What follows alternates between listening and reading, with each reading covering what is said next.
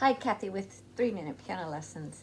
Hey, so the last video, the previous one before this one, we covered the C chord, and we not only did the first inversion, we moved on to the second inversion, and so that's what I want to do today in this video is to learn the G chord, thinking like we're in G position. I even put the sharp signs up there to remind you that in G position we do have sharps. However, in our chord inversion, we're only using the one chord, so there is no F sharp to be working with, no black key. So let's do that. And just to review, this is review because it's just like the previous video, except I used the C chord. So here is your low G chord, and we took the bottom note, which is G, and we moved it to the top. When you have the first inversion, you have a third interval on the bass. That is a harmonic third interval. So if you don't remember those, you can go back and review that page. I know that we've covered that. There's whole songs on second and third intervals, okay?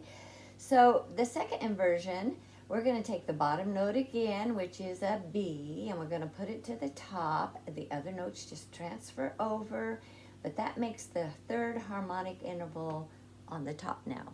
So there you can distinguish by just looking at these chords. That's a G chord, G's on the bottom, it's built up in root position. Now the G's on the top, there's the third interval on the bottom, that's first inversion.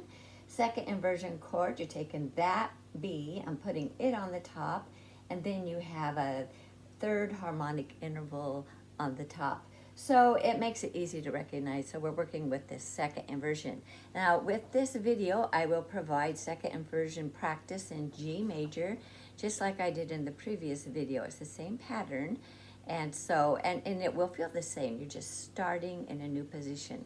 So be careful with your fingering again, and I'll review that briefly.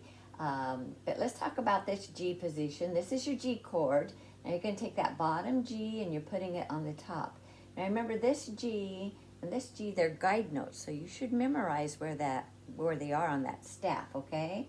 So in this, so here's your first interval. Here you have your third harmonic, or this is your first inversion, I mean, and you have your third harmonic interval on the bottom. Then you're going to take this B and move it to the top, and that looks different.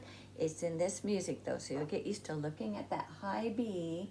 This line stands for the A that's between G and B. So it's good for your note reading as well. So there's your second inversion. And again, just briefly, let's say this is your one chord on G. You're going to take the bottom